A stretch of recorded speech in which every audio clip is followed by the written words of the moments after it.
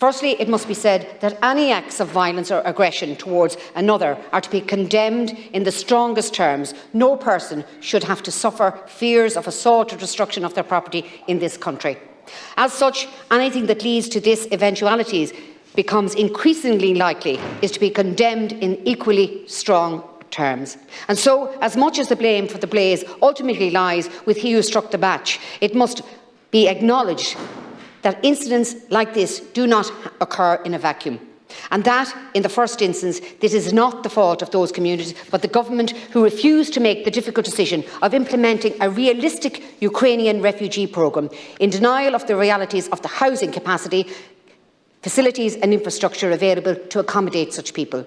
We now have zero capacity to hold those present at our border petitioning for international protection, which we are legally obliged to process. And so, while we rightly condemn any antagonism towards these people who find themselves cast out onto our streets, we must also condemn the policies, decisions of the government who put them there. Minister O'Gorman stated yesterday that we are now accommodating 84,000 people between Ukrainian displaced persons and the international protection applicants, and that at the start of last year we were accommodating 8,500 people.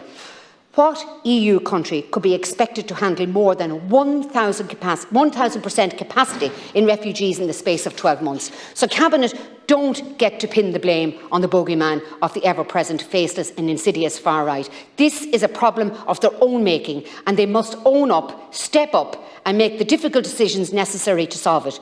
We now have a system that treats European refugees better than others. We should help as many refugees as possible, but that does not mean taking in more people than we can physically provide for. Can we please have a debate about how we can sensibly manage our refugee and integration programme, considering the civil unrest we saw during the weekend and that is happening currently right now in Clare? Thank you. Senator Keogan spoke this morning around the same issue that Senator Sherlock did.